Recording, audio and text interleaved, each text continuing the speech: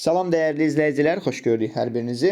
Bugün sizlərlə natural ədədlər bölməsinin ikinci izahına baxacağıq və burada ilk olaraq başlayırıq sadə vuruq anlayışından. Sadə vuruq nə deməkdir? Baxın, sizə misal nümunəsini izah edəcəm və tam aydın şəkildə başa düşmüş olacaqsınız. Sadə vuruq o deməkdir ki, 20-ni ən kiçik hansına bölməyə başlayırsa, bölünürsə, ondan başlayaraq bölə-bölə gedirik. Yəni bu qədər bəsit bir şey. Yəni 20 ən kiçik neçəyə bölünür? 2-yə. Neçə dəfə bölünür? 10 dəfə yazdıq sola. 10 neçəyə bölünür ən kiçik? 2-yə. Neçə dəfə? 5 dəfə yazdıq bura. 5 neçəyə bölünür? Baxırıq ki, 5-in 5-dən başqa böləni yoxdur. Neçə dəfə? 1 dəfə. Deməli, 20-ni sadə vuruqlarına ayırsaq, 2 vurulsun 2 vurulsun 5 şəklində göstərmək olar. Biraz daha səliqəli yazaq. 5 şəklində göstərmək olar. Yəni bunu da biz necə yaza bilərik? 2-nin kvadratı vurulsun 5. Yəni 20-ni sadə vuruqlarına ayırdıqda 2 kvadratı vurulsun 5 şəklində göstərmək olar. İndi başqa bir misal nümunəsinə baxsaq, məsəl üçün belə deyək, 36. 36-nı sadə vuruqlarına ayırsaq, 2 dəfə neçə dəfə bölünür? 18 dəfə. Neçə dəfə bölünür 18? 2 dəfə. 9. 9 neçəyə bölünür? 3 dəfə. 3 neçəyə bölünür özü? 3 dəfə 1. Deməli, 36-nı sadə vuruqlarına ayırsaq, bu zaman 2 vurulsun 2 vurulsun 3 vurulsun 3 şəklində yaza bilərik. Yəni bunu qısa 2-nin kvadratı, yəni görürsünüz də burada 2-dən 2 dənə var. 2-nin kvadratı vurulsun 3-ün kvadratı şəklində göstərmək olar. Yəni ki, sadə vuruqlarına ayırmaq, ədəd ən kiçik nəyə bölünürsə ondan başlayaraq bölə-bölə gedirsiniz. Və ən sonda alınan sağ tərəfdəki ifadə onun sadə vuruqları deməkdir. Bəs yaxşı, sadə bölən nə deməkdir? Sadə bölən, burada, indi mən misal yazıb, misalın üzərinə yenə də izah edəcəm. Baxın, tərifi ona uyğun verəcəm. 20 neçəyə bölünür? 2-yə 10 dəfə. 10 neçəyə bölünür? 2-də 5 dəfə. 5 neçəyə bölünür? 5-ə 1 dəfə. Sadə bölən nə deməkdir? Sadə bölən müxtəlif sadə ədədlərinin sayını göstərir. Yəni, baxın, yazıram 20, neçə oldu sadə vuruqları? 2 vurulsun 2 vurulsun 5. Və az öncə tərifdə dedim ki, sadə bölən müxtəlif sadə ədədlərin sayını göstərir. Burada neçə dənə müxtəlif sadə ədəd var? Əziz şagirdlər, buradan eşidirəm, bəli, düz deyirsiniz. 2 və 5. 2 dənə müxtəlif sadə ədəd var. Deyəsiniz, müəllim, axı burada 3 dənə ədəd var. Amma bu 2, bu 2 eyni şeydir axı. Və mən onlardan birini götürürəm və bir dənə də 5-i götürürəm. Nə oldu? 2 və 5. Deməli, 20-nin 2 sadə böləni var. Aydındırmı? 20-nin 2 sadə böləni var. İndi isə keçirik. Digər natural ədədlər sözümüz də burada silindi. Yəni elə zaten görmüşsünüz deyə onu da silək ki, ekranda yerimiz daha çox açsın. Gəlirik əbub və əkob anlayışına, yəni ən böyük ortaq bölən və yaxud ən kiçik ortaq bölünən. Biz bir dənə bura yazırıq ki, əbub. İndi mən sizə misal nümunəsi göstərərək əbub və əkobu izah etmiş olacağam. Məsəl üçün bura yazıram 70 və 100 ədədlərinin ən böyük ortaq böləni. Yəni bilirsiniz də, baxın, A bölünsün B bərabərdir C. Belə bir şey yazsam. Bölünən, bölən və qismət. Aydındırmı? A burada bölünəndir, B burada böləndir, C isə qismətdir. Bunu nə üçün dedim? Bunu onun üçün dedim ki, baxın buranı silirəm. Ən böyük ortaq bölən. Yəni bölən. Nə deməkdir? 70 ilə 100-ün bölünə biləcəyi bir ədəd. Ən böyük ortaq bölən. Aydındırmı? Sonun qarışdırmayın. Məsələn, əbub deyilində ən böyük ortaq bölünən yox. Ən böyük ortaq bölən. Yəni bunların ikisinin də bölünə biləcəyi bir ədəd deməkdir. Mən əbubu tapmaq üçün, baxın, bu iki göstərilən ədədimizi sadə vuruqlarına ayırmalıyam. Baxın, bu dediklərimin hər biri bir qaydadır. Sadə vuruqlarına ayırmalıyam. 70-i sadə vuruqlarına ayıranda nə olur? 2 dəfə. 2-yə neçə dəfə bölünür? 35. 35 neçəyə bölünür? 5-ə. Neçə dəfə? 7 dəfə. 7 neçəyə bölünür? 7-yə 1 dəfə. Aydındırmı? İndi isə 100-ü sadə vuruqlarına ayırırıq. 100 neçəyə bölünür? 2-yə. Neçə dəfə? 50 dəfə. 50 neçəyə bölünür? 2-yə. Neçə dəfə? 25 dəfə. 25 neçəyə bölünür? 5-ə. Neçə dəfə? 5 dəfə. 5 neçəyə bölünür? 5-ə. Nə qədər? 1. Aha, mən burada nə edirəm? Burada mən hər iki tərəfdə olan ədədləri işarələyirəm. Baxın, həm bu sırada, həm bu sırada. Nə var? 2 varmı? İkisində də 2 varmı? Aha, işarələdim. Sonra burada 2 var, burada yoxdur. Bu 2'nin üstündən xətt çəkdim. 5 burada var. Burada varmı? Düzdür, ikisində də var. Bəs yaxşı, bu 5'in qarşılığı burada varmı? Yoxdur. Bəs 7'nin qarşılığı burada varmı? Yoxdur. Deməli, mənim hər ikisindən olan ədədim nə oldu? 2 və 5.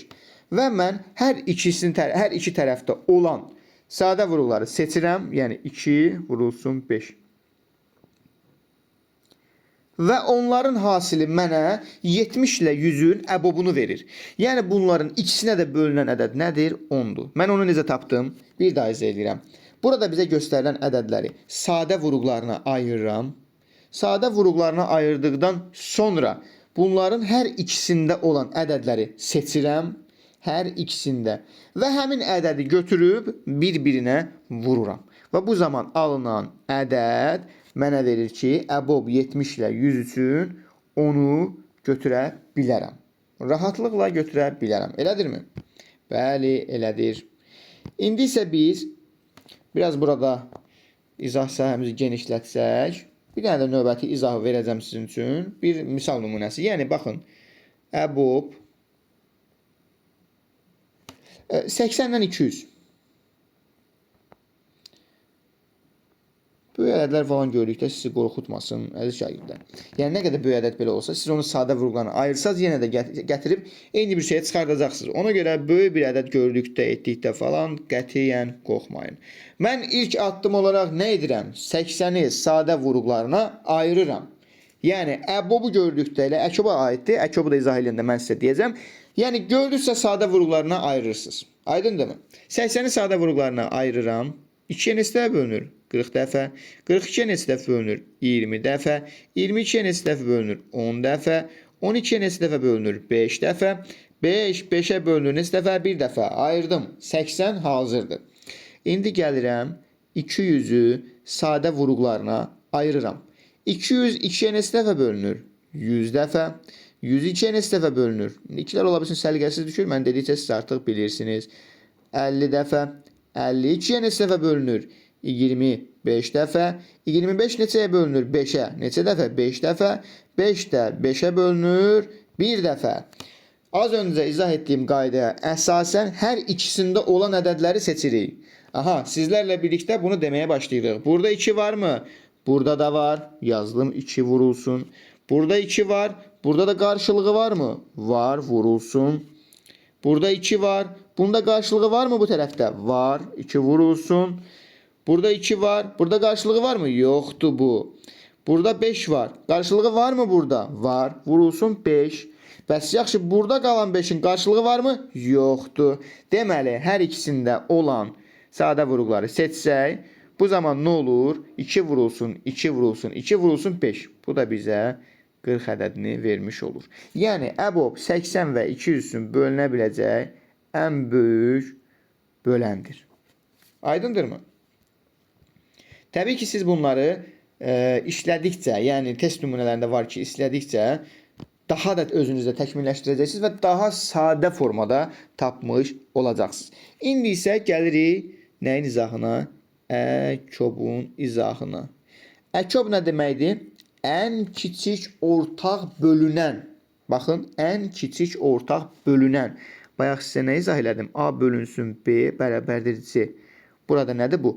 A bölünən, B bölən, C qismət. Deməli, əkob nədir? Ən kiçik ortaq bölünən. A rolunu oynayır. Yəni, bizim əkobumuz tapacağımız ədəd bu deməkdir. Yəni, bu sözün sonundakı bu hərf onu göstərir ki, ən kiçik ortaq bölünən. Yəni, bunu qətiyyatdan çıxartmırıq və qarışdırmırıq. Əkob nümunə çəkərək mən sizin üçün daha rahat formada izah eləyəcəm. Baxın, Əkob və əbob anlayışında ümumilikdə burada gördüyünüz ədədləri birinci növbədə sadə vuruqlarına ayırırsınız. Bu ilki mərhələdir hər ikisi üçün.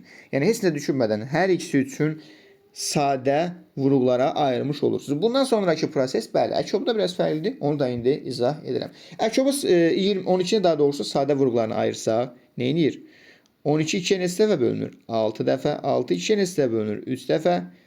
3 3-ə neçə dəfə bölünür? 1 dəfə. Düzdürmü? İndi isə 18-i 2-yə 9 dəfə, 9 3-ə 3 dəfə, 3 3-ə 1 dəfə. Mən burada nə edirəm? Burada mən o əməliyyatı yerinə yetirirəm ki, hər iki tərəfdə olan ədədləri silirəm. Əbobda götürürdüm, burada silirəm. Düzdürmü? Baxın, burada 2 var, burada da 2 var. Düzdürmü? Burada 2 var. Digərində var mı? Yoxdur. Hələ ki bu ikini yumruladım. Burada 3 var, burada da 3 var. Sildim. Düzdürmü? İndi isə əkobun qaydası budur ki, burada gördüyünüz əkobda bizə verilən ədədlər ki var. Onun böyüyünü yazırıq burada. Yəni hansı böyüdürsə, 12 18 hansı böyüdür? 18. 18-i yazırıq, vurulsun, vurulsun. Nəyə vurulsun? Biz burada kiçik ədədimiz var ki, 12. Onu sadə vuruqlarına ayırmışıq. Bəli. Ayırdığımız andan sonra ixtisara nələr gedib? 2 var, 2 var, 3 var, 3 var. Bir dənə burada tək qalan nədir? 2. 18-i 2-yə vururuq, eləyir 36. Yəni mənim əkobum 36-dır. Niyə? Bir daha izah edirəm. Burada istənilən bir ədəd verə bilər. 12 18-i görürsünüzmü? Bu zaman burada göstərilən hansı ədəd böyüdürsə onu yazırıq. 18. Yazdıq mı bura? Vurulsun. Bəs nəyə vurulsun? O nəyə vurulsun biz sadə vuruqlara ayırmaqla biləcəyik. 12 ilə 18-i sadə vuruqlarına ayırdıq və hər ikisində olan ədədləri ixtisar etdik. 3 3. Bəs deyəsən mənim burada 3 qaldı. Bu nəyə lazımdır? Bizə böyük ədədin hissəsi lazım deyil. Bizə kiçik ədəddə tək qalan, yalqız qalan nə varsa o lazımdır. İndi 12-dən olmayıb başqa ədəd olsaydı, burada məsələn 5 də qala bilərdi. Hər hansısa bir ədəd olsaydı. İkisini də götürəcəydiniz vuruq kimi. Aydındır mı? İndi sadəcə olaraq bizdə 2 qalıbdı deyə 18-i 2-yə vururuq. 36 etmiş olur. İndi bir nümunə də yazıram. Qısaca bir nümunə də yazım sizin üçün. Bunu artıq bu bəhsi bitirək. Əkob 50 və 120. 50 və 120. Axı bayaq dedim sizə, burada hansı böyüdür? 120. 120-ni avtomatik bura yazdım mən vurulsun kimi. İndi isə 50 və 120-ni sadə vuruqlarına ayırsam, 50 2-yə neçə dəfə bölünür? 25 dəfə. 25 5-ə neçə dəfə bölünür? 5 dəfə. 5 də 5-ə 1 dəfə. Bu 5 çox pis düşdü. Yenə yazıram 5 dəfə. 120 bəs necə bölünür sadə vuruqlarına? 120 2-yə bölünür. Neçə dəfə? 60 dəfə. 60 2-yə. 30 dəfə. 32-yə. 15 dəfə. 15 3-ə. 5 dəfə. 5 də 5-ə. 1 dəfə 1 yerləşmədi ora. 2 var mı burada? Burada da 2 var. Burada 5 var mı? Burada da 5 var. Bəs nə qaldı? Mənim bu kiçik ədədim var ha. Kiçik ədədim. Onda nə qaldı? 5 qaldı. Deməli mən nə edirəm? O 5-i gətirib yazıram bura. Və cavabım eləyir 600. Bu qədər sadə. Aydındır mı? Yəni kiçik ədədimdə olan sadə vuruqlardan nə qalıbsa, onu vururam böyük ədədimə. Bu mənim əkobumu vermiş olur. İndi misallar üzərində işlədikcə sizdə test toplusu var. Orada işlədikcə bunları daha rahat qaydada başa düşmüş olacaqsınız. Aha. İndi burada bəzi kiçik qaydalar var ki, onları deyim və bu bəhsimizi artıq bitirək. Əkob. Bunu qayda kimi yazırsınız siz. Yaxşı mı? Əkob AB vurulsun. Əbob A, B bizə elə A vurulsun B-ni verir. Bax, bunu bir qayda kimi yazın. Əkob AB, Əbob AB. Yəni, eyni ədədlərdirsə bunun içərisində verilənlər, onların bir-birinə hasili bizə A vur B-ni verir. Və yaxud bir dənə də kiçik qayda yazım sizin üçün. Əbob AB nə deməkdir? A, B bölünsün C. Bunu mən misal üzərində sizə izah etdikcə daha aydın başa düşmüş olacaqsınız. Bir dənə də sizə izah verim. Ardıcıl cüt ədədlər olarsa, baxın, əbob, ardıcıl cüt ədədlər olarsa, hər hansısa bir ardıcıl cüt ədəd nə deməkdir? 2, 4, 6, 8, 12, 14. Yəni ardıcıl cüt ədədlər olarsa, bunun hər zaman əbobu 2-dir. Aydındır mı? Bəs əkob üçün bu nə deməkdir? Əkob üçün də ardıcıl cüt ədədlər olarsa, məsələn, yenə deyirəm, A burada B, mən AB kimi yazmışam. Siz rəqəm kimi götürsəz 2, 4, 4, 6, 6, 8, yəni ardıcıl cüt ədəd gördünüzsə, o zaman bunu hesablamağa ehtiyac yoxdur. Elə bura yazırsınız ki, A vurulsun B bölünsün 2. Aydındırmı? İndi əziz izləyicilərim, bir videonun sonuna gəldik. Növbəti videoda inşallah sizlərlə görüşənədək sağ olun. Hələlik.